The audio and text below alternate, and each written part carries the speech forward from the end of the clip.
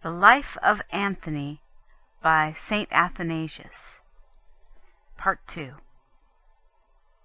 Thus, tightening his hold upon himself, Antony departed to the tombs, which happened to be at a distance from the village, and having bid one of his acquaintances to bring him bread at intervals of many days, he entered one of the tombs, and the other shut the door on him. He remained within alone. And when the enemy could not endure it, but was even fearful that in a short time Antony would fill the desert with the discipline, coming one night with a multitude of demons, he so cut him with stripes that he lay on the ground speechless from the excessive pain. For he affirmed that the torture had been so excessive that no blows inflicted by man could ever have caused him such torment. But by the providence of God, for the Lord never overlooks them that hope in him, the next day his acquaintance came, bringing him the loaves.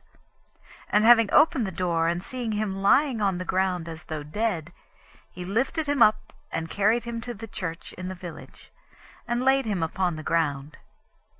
And many of his kinsfolk and the villagers sat around Antony as round a corpse. But around midnight he came to himself and arose, and when he saw them all asleep, and his comrade alone watching, he motioned with his head for him to approach, and asked him to carry him again to the tombs, without waking anybody. He was carried therefore by the man, and as he was wont, when the door was shut, he was within alone.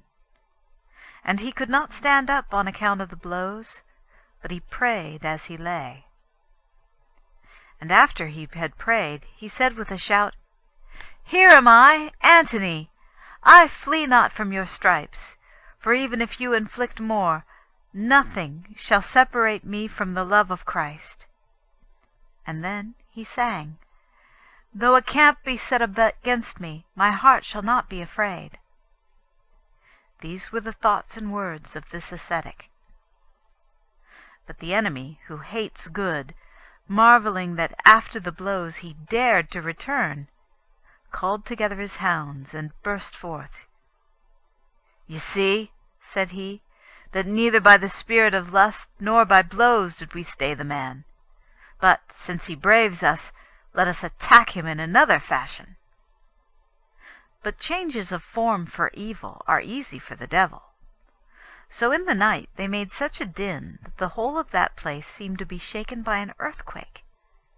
And the demons, as if breaking the four walls of the dwelling, seemed to enter through them, coming in the likeness of beasts and creeping things. And the place was on a sudden filled with the forms of lions, bears, leopards, bulls, serpents, asps, scorpions, and wolves, and each of them was moving according to his nature.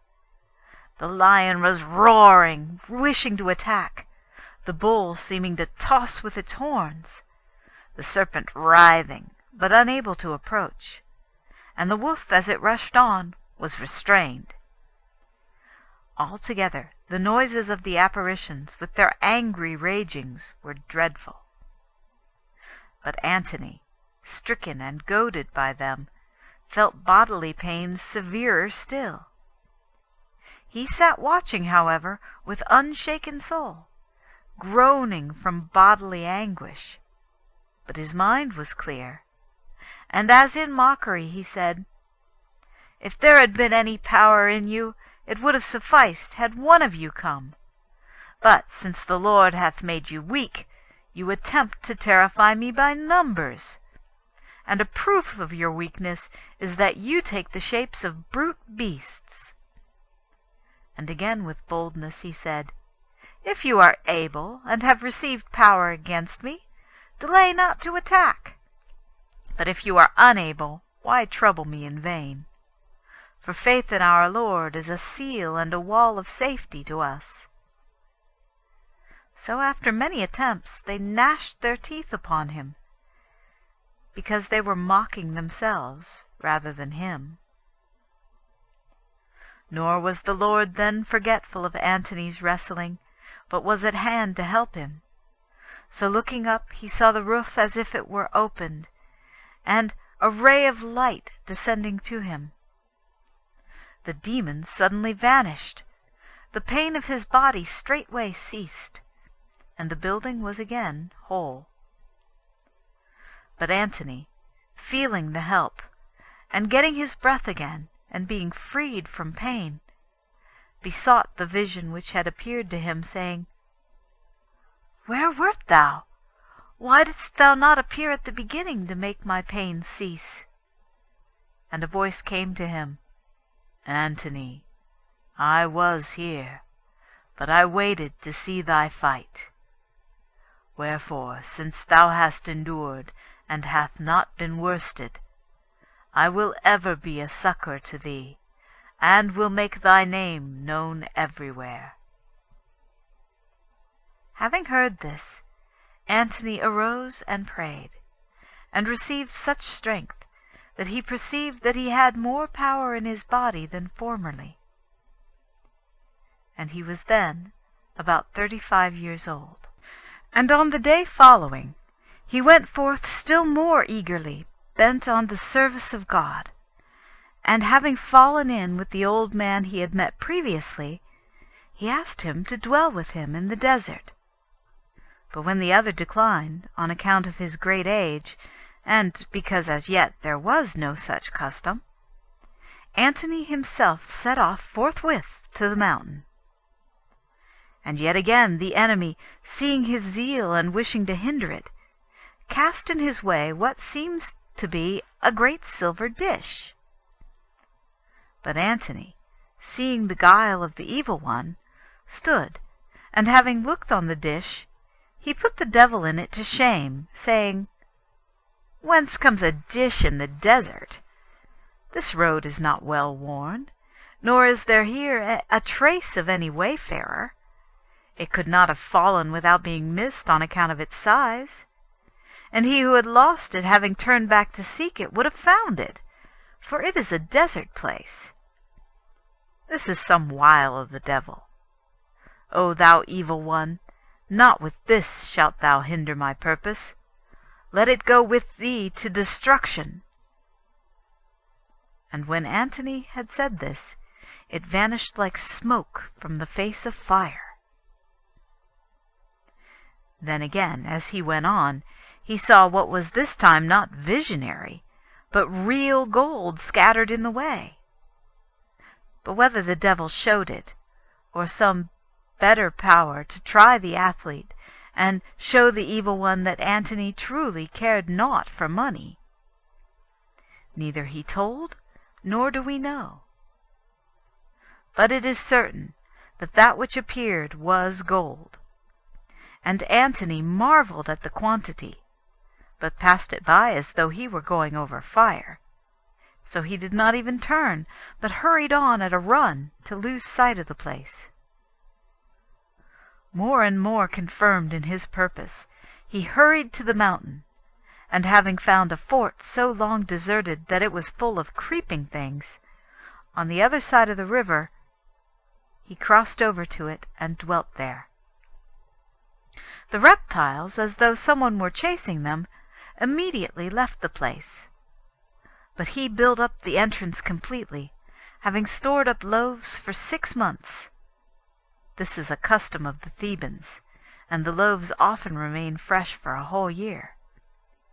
And as he found water within, he descended as into a shrine, and abode within by himself, never going forth, nor looking at any one who came.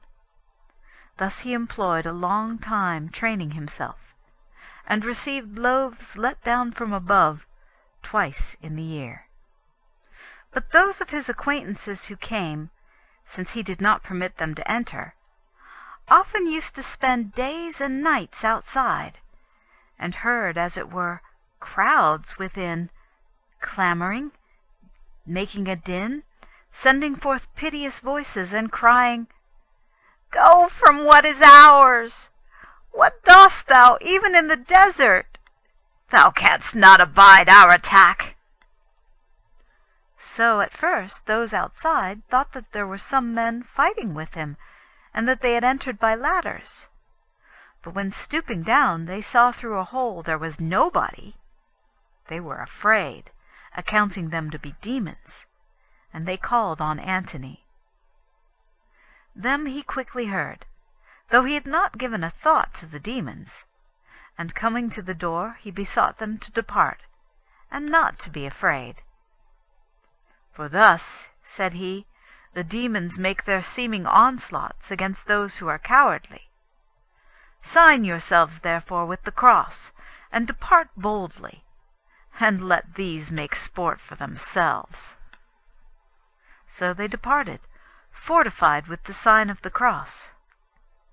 But he remained, in no wise harmed by the evil spirits, nor was he wearied with the contest, for there came to his aid visions from above, and the weakness of the foe relieved him of much trouble, and armed him with greater zeal.